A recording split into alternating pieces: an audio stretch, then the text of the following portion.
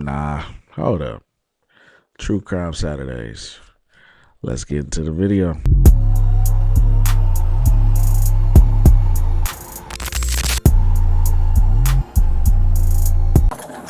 Miramar Police Department. Yeah, How you doing, ma'am? I'm waiting for my sister to go over there. What happened? What happened? I just need to speak to you over here for a second. Oh, Lord. Right now, there's an investigation, and I guess it's your daughter. Yeah, that's my Your daughter. daughter, her name came up, so we have to keep everybody out of the apartment. Police arrived at the home of 17-year-old Christy Parisienne, where her mother was informed that Christy had become involved in a strange and violent incident. About an hour earlier, officers had discovered the body of an 18-year-old boy named Dwight Grant near a nearby apartment complex, brutally stabbed to death. Oh, my God. Can you guys go back inside for me? Hey, right in the bushes, y'all. Man, these apartment complexes, and y'all know what they say. Florida's, man, they be crazy in Florida. Can you go back inside, please? Don't.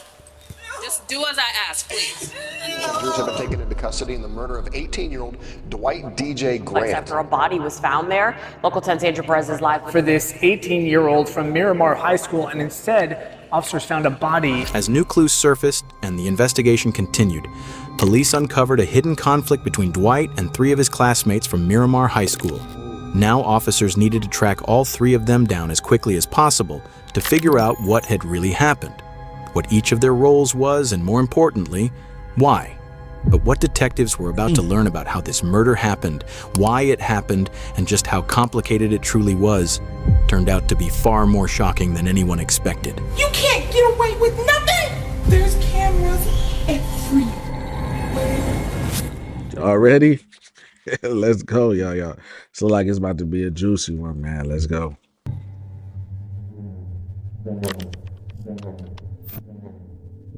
Everything started on a Sunday evening.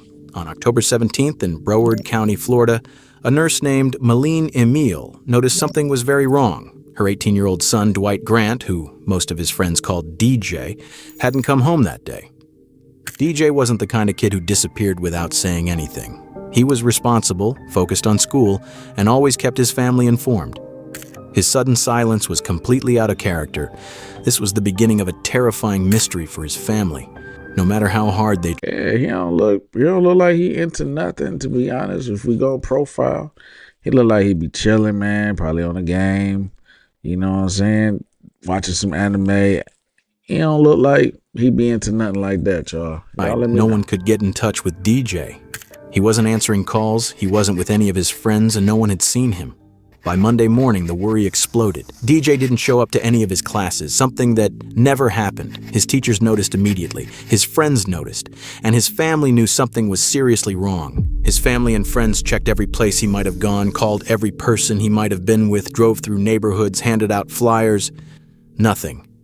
Police even went to the high school, hoping someone there might know where he'd gone. Officers spoke to students one by one. At this point, even the smallest detail could be the clue they needed. Anxiety and depression, so like he would check. He has anxiety? No, I have Okay, so he would check on you. Yeah. Do you know the girl that he's talking to or trying to talk to? No, No, does he have a girlfriend? not to my knowledge, no. No? Okay. All right. So you haven't seen him or what's up, man? No, everything good? Is that? Whoa. You see the mud? Look at this. You all right, sir? Hey, I would have said the same. Hey, what's up? You good, sir? So you haven't seen him or what's up, man? No, everything good? Okay. Okay, so you haven't spoken to him since. Is this his behavior? Like, does he do it? He's a good kid? He's a good kid. He doesn't drink. He doesn't smoke. He goes out. He has a plan. He goes out with his friends. He calls literally all of us all the time to let us know, like, what's up, how you are. Okay. All right. To everyone who knew him, DJ was quiet, calm, and spent most of his free time gaming. He wasn't the type to get into fights, he didn't cause trouble, and he had zero history of reckless behavior. Nothing in his past suggested he'd ever disappear or end up involved in something dangerous. The search for DJ continued through Tuesday of that same week. Then, around 2 p.m., while officers were canvassing the area near Sherman Circle North, a quiet neighborhood in Miramar before all this, they made the worst discovery imaginable. hidden in the bushes beside an apartment building, police found the body of a young man. Oh my God. Let me step back. The body was found just outside the apartment building where DJ lived. All that time, he had been there, right near his own home. Outside his crib. Officers were led to the body by scattered bloodstains on the sidewalk. From an initial examination, the body had 2 fatal stab wounds, one to the neck and one to the chest. Dang. A knife was also found nearby, hidden in the bushes next to the body. Can you go back inside, please? Don't. Just do as I ask, please. In a few minutes, an officer will come talk to you. Go back inside.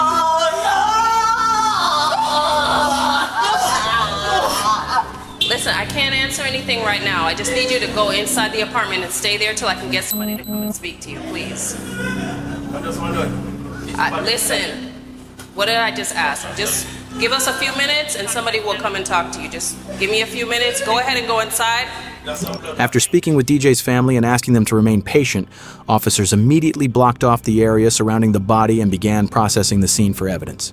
4 officers were on scene working to secure the area, search for evidence, and confirm the identity of the victim as quickly as possible. Aquí abajo.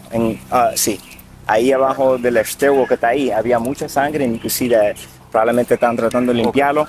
Hay una cámara aquí, hay 2 cámaras aquí, y hay una cámara en esa esquina donde lo tiraron. Sunday. On Sunday, he went missing Sunday. Miramar is a quiet, close-knit community where news spreads fast. So when word got out about the brutal discovery of an 18-year-old's body, tips started pouring in almost immediately. Several people came to police headquarters, hoping the information they had might help. Among them was a woman who walked into the lobby holding her teenage niece's phone. She wanted to tell police about a private group chat that had caught her attention. At the time, officers had no idea that this... Get them phones, man. Check them phones, man. Do a routine check. These kids be on some bull. Good job to her, man. Good job. A piece of information would end up being the key to solving the entire case. Can you just give me a brief rundown? I'm so sorry. I know I've seen on the news that they found a body over by Sherman Circle, and they keep showing the picture of the kid that goes to Miramar High, saying they can't guarantee that it's him, basically, blah, blah, blah. Okay. But on my niece's phone, all the texts are coming through that they're her friends. There's people from school there, and they know it's him. I just came here because my niece was telling me that she had got these texts from this girl yesterday from the modeling, and she said it was the most traumatizing day of her life when she seen him yesterday, which would have been Sunday.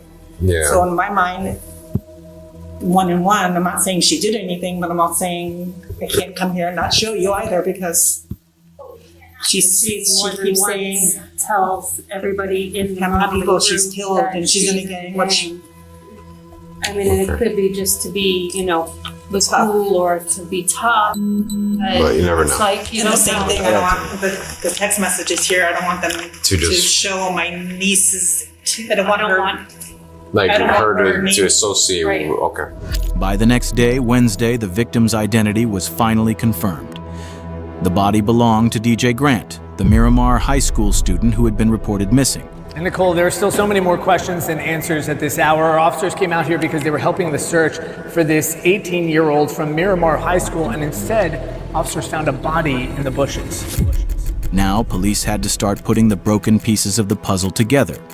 The evidence from the crime scene, and more importantly, the group chat that the woman had brought to them. Inside the chat, police found disturbing messages linked to 3 teens, 3 names that, within hours, would become central to the investigation. 17-year-old Andre Dexter Clements, 16-year-old Jaslyn Smith, and 17-year-old Christy Parisian. Without wasting any time, officers began tracking them down. Christy was the first person police went to. Miramar Police Department. How you doing, ma'am? So, right now there's an investigation. And I guess it's your daughter? Yeah, that's my daughter. What we're gonna have to do is we're gonna have to keep you out of the house for now. Me? Yes. Nothing has to do with you personally, but we have to keep everybody out of the apartment. So if there's anybody else in there that's in there, No, the sister, she's at work right now. But nobody else is inside? No, only When three you of get us. searched, you got shoes on? Okay. So we have detectives that are going to get a search warrant. Okay. So right now, we're just going to make sure nobody's inside, and then we're going to close the door. And then we're going to wait for the warrant to get here. And then, When I can come back. When I can come back, no? as soon as you're done, search warrant. Then Today, go back in. Can I take my phone to call my sister? Is okay? Take my phone? My phone is right there. Can I call her? Because I'm working on her to Well, right now at this point, we already gave you, notice that nobody can go back inside. She don't understand what they talking about. They gonna go in, they gonna search, ain't nobody in there, they leave. Hey, see, and they glad they following protocols because at the same time, they could have just been walking up in there, searching around the place without the warrant, and she wouldn't know what's going on. She thinking she got to come back tomorrow. So, man, good job on them for following protocols. This is right there. By the way, is right there. You see my phone right there? we really got to follow protocol. At this point, officers didn't have a warrant, so they wouldn't allow Christy's mother to go inside the house.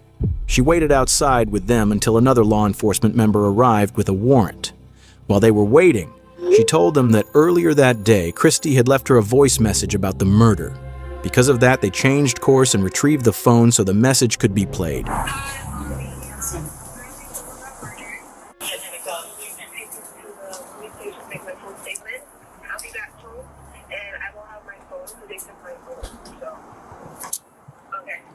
By now, the police had already spoken with Christy at the station. Her mother wasn't able to provide any additional information. The officers informed her that no one from the family was allowed to leave. So are you going to be around here? Are you sticking around here? Or are you leaving?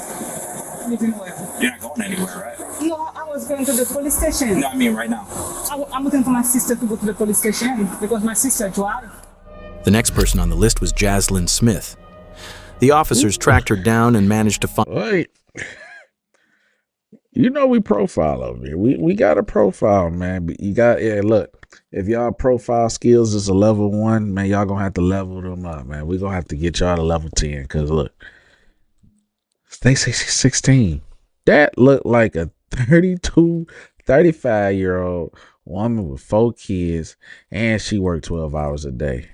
Ain't no way she left that's a 16-year-old person. Ain't no way, bro. I'm just saying, man. She looked like she just got off work. The kids ate all the food up, and she tired. Y'all be honest. Around 11 p.m. that same night. Outside her family's apartment, they spoke with her while her mother was present. Did you hurt this person? I didn't. I didn't hit him or anything. I was just told to push him and make sure he's safe in the home. I don't know exactly what happened. Wait a second now. She was the she was the muscle in this. Y'all, she was the muscle. Push him in the corner. Make sure she over there. Strong. She's strong arming him. The big backs, man. Watch out. Watch You're out. telling me that you were told to do something? I don't know what you did. I don't know what you didn't do. She said that she was told to keep him in a corner. Andre. Okay. Uh-oh. Go ahead, spill the beans. Andre told me that somebody had pissed him off, or somebody was messing with somebody else's girl or something. It had to do with some type of chick. And that he was upset and that he needed some backup for his fight. He hired her as the muscle. It's crazy. Hey, look, man.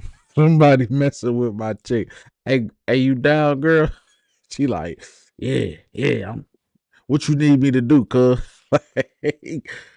Bro, are y'all serious? And he crashing out over a girl, man. We have to teach our sons, man. Don't crash out over these women. If they going, they gonna go. That's just it. They going, that's it. Move on, buddy. Crazy, y'all. Jaslyn had been told to trap DJ in the stairwell. Andre needed backup for the fight, which was apparently over a girl, Andre's ex, who was now involved with DJ. You guys don't have to stay here. You do not have to talk to me. Are you gonna arrest my child? No, I'm not gonna arrest your child. I want to hear what she has to say, but I wanted to reiterate because I said it to you and she wasn't here. He told me to dress up in all black and follow him. Andre? I want to do rag and everything. He just said, do this for me. Just help me out with the fight. He had a do-rag on. We walked all the way there. Can't get over this. And we walked up the stairway. And Chrissy was there. Chrissy had seduced him, from what I know. I was trying to just pretend and forget that it didn't happen. I already knew that if something like this was going to happen, I already knew the cops were going to show up sooner or later. And I already started preparing myself for the worst, Ma. What do you mean by preparing yourself for the worst? If they send me away, Ma.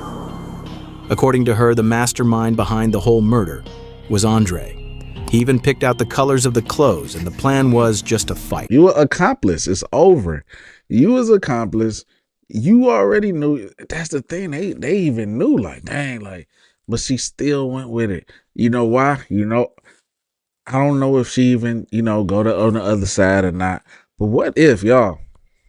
What if she had a thing for Andre, so therefore she went along with it just because, like, okay, maybe if I do this, he'll like me. But say whole time he after the ex then moved on to Dwight. But then where do the other girl play a part at to seduce him? Was they in the same apartment building? And so she come and flirt with him as a decoy. We need to figure out where does she come in at. Jaslyn clearly tried to downplay her own role and choices.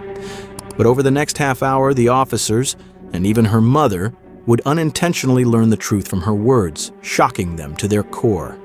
Things her 16-year-old daughter had done were far beyond what her mother could have imagined. 16 is wild, y'all. Detectives were still putting the pieces together with no clear reason to make an arrest. 36. But Jaslyn knew what was coming. She knew there was no escape, and she had already prepared herself for the worst.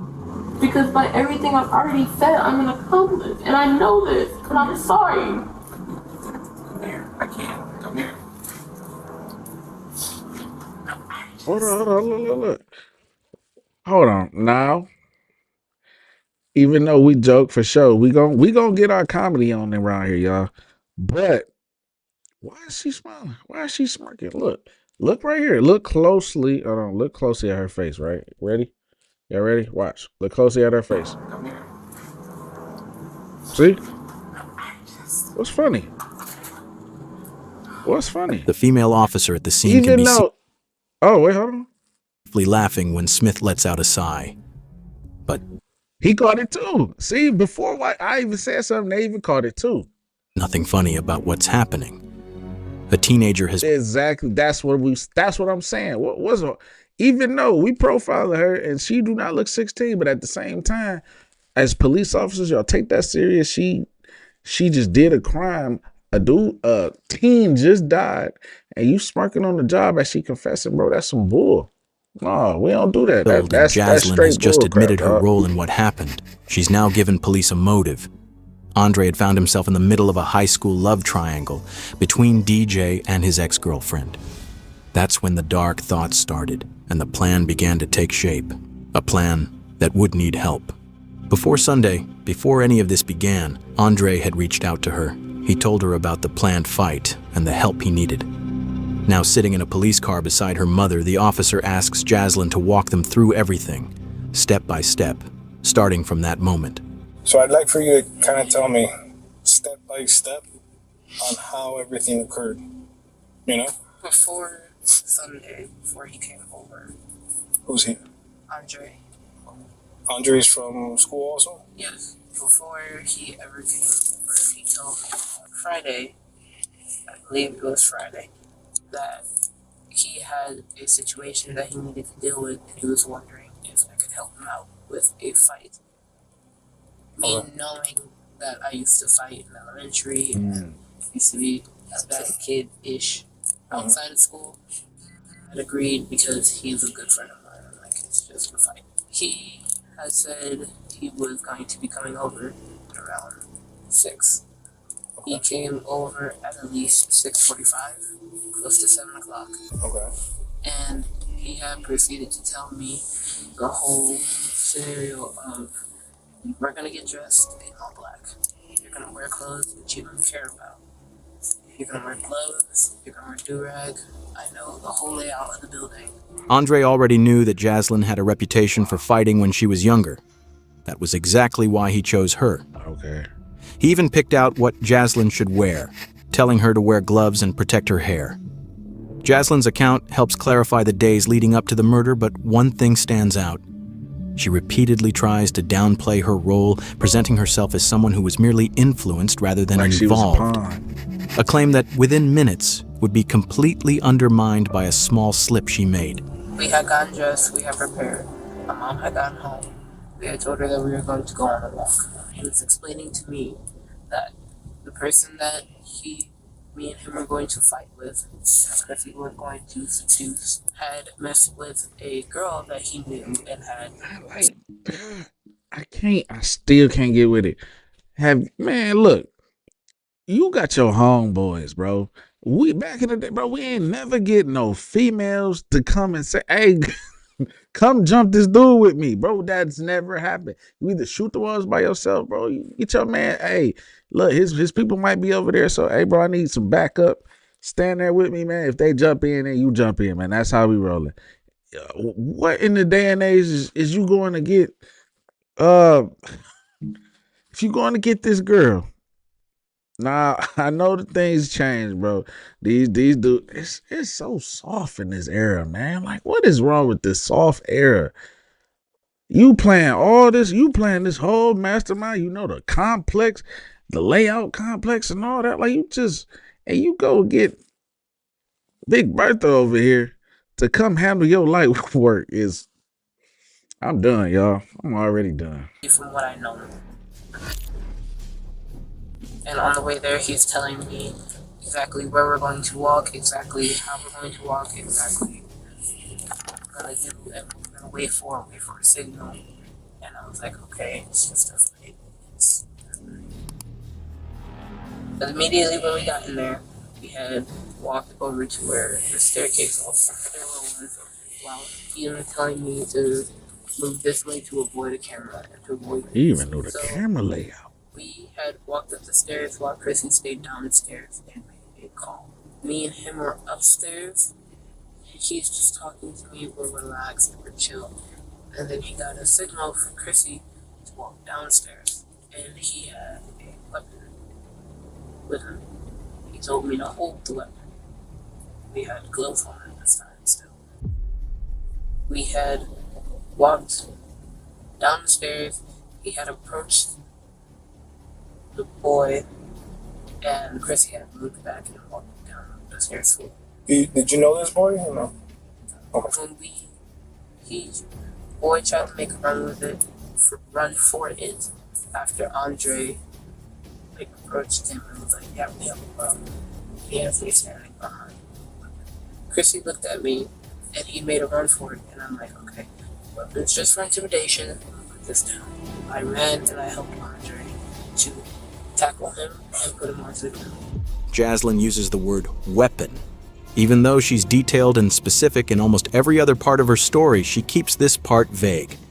We already know DJ was found with 2 stab wounds, so whatever the weapon was, it clearly wasn't a gun. What that weapon actually was, and why Jaslyn avoided naming it, becomes clear later in the interview. And it's something that will shock you. Put him under the jail, your big butt. For the weapon after explaining to him that he was going to kill the other boy. He had asked for a weapon, and I just handed it to him because I'm like, I don't know about this, but I'm like, okay, man, you're joking, because me and Andre are playful. We like to mess around, and we do like play fight, and we're just very like a sibling type. But this time, nothing felt like a joke. Ain't no semblance. The weapon he used, the level of planning involved, his behavior, and the sheer intensity of the violence he unleashed all point to the same conclusion. This was a planned killing, not a spontaneous act. He proceeded to take out a small weapon and attempt to stab. And he was failing, and I was just like, okay, I can see it because I'm holding his legs. So I'm in a position where I'm holding both of his legs and I'm wrapped around his under torso, and I just feel poking right here. Jaslyn claimed she didn't know Andre's full plan, but she did admit that she helped, holding DJ down even after the stabbing began. As disturbing as that is, Jaslyn never stopped or showed regret during the attack, not when DJ was begging for help, not even as he was slipping in and out of consciousness after being stabbed. And then he had another smaller weapon, and he took that out, and he stabbed him right here. Also, the boy was just like, "You're gonna kill me. Just choke me out or like end it," because he kept going in and out. DJ knew he was dying. Under the pressure and pain he was in, he begged Andre to choke him and end it quickly. Andre ignored him and stabbed him again. After that, DJ went unresponsive. He stopped struggling and tragically died at the scene. In Jaslyn's version of events, she says she was told to do what she was assigned without asking questions. As the confrontation escalated, she says she didn't fight back because she was terrified of what might happen. Throughout her account, she places nearly all the blame on Andre. That explanation mostly holds up until Jaslyn slips up. In the middle of her story, she mentions a detail that seriously undermines her claim that she didn't know this was a murder plan, and instead places her right at the center of it. Because prior to this, he had told me that this was the first person he had ever killed. Prior to the Adolia? When we were at the house, we were just talking about the whole plan of what to do, what was going to happen, but he never told me that he was going to kill somebody until at this time. Like, this is the first person. I'll leave it here. I'll ask Chrissy. That single detail changes everything. It shows that Jaslyn knew about the murder plan long before it happened. Now her story starts to crack. It directly contradicts her earlier claim that she had no idea this was meant to be a killing. At this point, yeah, facts. Because she said again, like they just thought it was gonna be a fight. We're gonna intimidate him for a weapon. You know, it's gonna look like, oh my god, man. But man, we need to talk to Dog, bro, because bro, at 17, you was planning out a whole murder because your girl went with another It's clear she was far more involved in both the planning and the decision than she had admitted.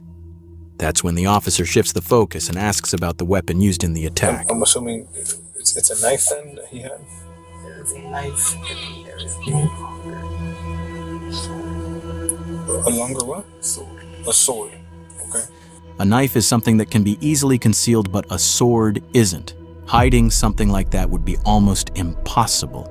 It's hard to believe that Jaslyn and Christy could have been around Andre all that time without noticing the sword. Now detectives finally have enough pieces to start shaping a version of events that's much closer to the truth. But before moving forward, they still needed to make sure the physical evidence matched the story. So you saw the big sword when he first showed up here in the first place? I didn't see it exactly. I only saw that there was a bag with it, and I was like, okay. Because somebody else had taken everything out of the house behind us, and I didn't know where that was. And I believe it was either in like a jacket with him, or with Chrissy in an extra jacket or in a bag with him. Jaslyn could tell detectives were zeroing in on one key detail. She knew about the sword before they ever left the house, and that meant she knew the plan from the start. She tried to distance herself from it, saying that when they left, Andre grabbed a small knife and a larger sword, but she claimed she didn't actually see the sword at first and assumed it was already in the bag. Detectives weren't convinced. By now, there were too many gaps in her story. The teens believed they had pulled off the perfect crime. They killed someone in broad daylight in a tucked-away stairwell inside a busy apartment complex, avoided security cameras, and left no direct eyewitnesses.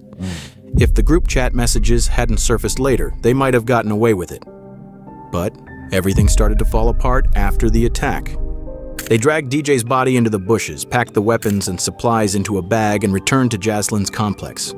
There, they made a serious mistake. In an open, grassy area, clearly visible from nearby apartments, they started a fire and burned the bloody clothes using gasoline.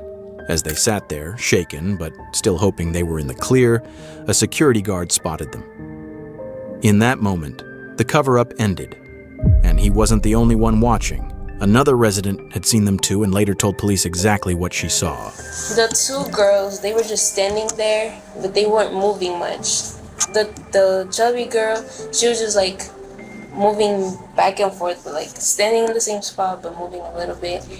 And then the guy was moving around the fire, just throwing more gasoline. I didn't see their face, but I saw their body shape. And seeing them on the photos, you could picture them, especially the chubby girl. You could. Your big back cannot stand. You know what I'm saying? You standing out with that big back of yours. That's it. The chubby girl. the traumatization from them, and you could feel like they were scared, but you could also feel like they had that energy of the way of thinking like he deserved it. Like you could notice that. Security camera footage from the apartment complex backed up much of Jaslyn's story. The cameras showed the three teens dressed entirely in black as they approached the stairwell where DJ was attacked. One camera even captured DJ Grant's final moments. Another showed the teens dragging his body toward the bushes exactly as described. But as detectives reviewed everything more closely, cracks began to appear. Parts of Jaslyn's version didn't fully line up. Police seized the teens' phones and went through their messages. It didn't take long to find something that directly contradicted Jaslyn's claim that this was only meant to be a fight. Y'all. One message revealed the true mindset behind the plan. White DJ Grant was killed back in October, and for months now, the three teens that are accused in his case have been kept in jail. All the evidence was Look clear. at him. Within days, police moved in on Look at that all big three butt. suspects. Jaslyn Smith, Christy Parisian, and Andre Clements were all arrested. Each of them was charged as an adult. Yeah, all good. three were charged with tampering with evidence and conspiracy to commit murder. Christy and Jaslyn were each charged with second-degree murder. Both eventually pleaded guilty and were sentenced to 25 years in prison, followed by an additional 10 years of probation. Andre Clements. Get this dude. who Look was at him, y'all. Look at him. God, he all that. You conjured up all that, bro. You had that much hate in you, man. I hope he get thrown all the way under the jail At the cell, time, all that was crap. considered the mastermind behind the crime and the one who No delivered the remorse in fatal his sword eyes strike either. that killed DJ. He faced the most serious charge, first-degree premeditated murder. On February 18, 2025, Andre Clements, now 20 years old, also pleaded guilty. He was sentenced to 40 years in prison, followed by lifetime probation. A caring, loyal, honest person would be there for you in a second and a heartbeat. I don't think that's enough, man. You still gonna be able to, if you good behavior and all that crap, you might get out a little early. They might get out a little early. Still have some time, some life left. Well, my mans ain't got no life because all y'all did was y'all really conjured it up. Y'all that had to sit in their soul, bro. They had to sit in their soul, really think about it, come up with the plan. They even had the map drawn out where I know where the cameras are. I know how to do it. The dude had a samurai sword, bro. Do you know how crazy you got to be toting around the whole sword? He really thought this was the anime, the cartoons, bro. What he thought he was a vampire slayer? That's crazy, man. And man, and they just teens. It's not like they out here just, they had a whole lot of life and something serious happened, bro. That girl was gonna choose 100 different more people, whether he liked it or not. And yet still, man, she chose a little cool dude, man. He was, you know what I'm saying? They ain't like they was just all like they was just cold teenagers, dudes was just out here dressing. They was all looking lame as heck anyway. But at the same time, like, he crashed out, bro. Crashed out. But You know what? I'm not even gonna say it's a crash out because he planned it from the jump. And the thing that he got Big Back to come and help him out, she holding legs, but that's why that she still continued to do it because she already knew what was going down. She knew that they was gonna murder him regardless. Because if you just if you just really came for a fight and then all that started happening, you'll be like, hold on, wait, what we doing? What we doing? She was going down with it still. Let me get his legs. Let me get his hip. Let me make sure he ain't moving. So, I know for a fact, bro. It wasn't no, we brother sister type. Man, she liked that dude. She liked him, and that's why she went through with the plan so she can. Hey, we killed bro together, man. Let's be together now. Let's me and you be together. Let me know what y'all think in the comments, man. Again, this is True Crime Saturdays, man. I hope y'all enjoyed the video. We could talk about it in the comments. I'm out. Peace.